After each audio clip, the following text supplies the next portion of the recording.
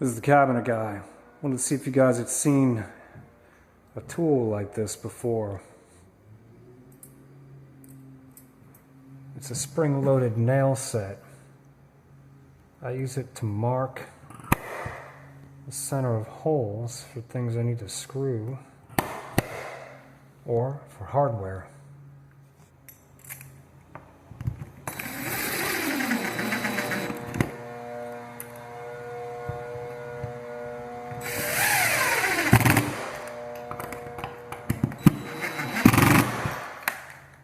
Or for those pesky nails that didn't set the first time around.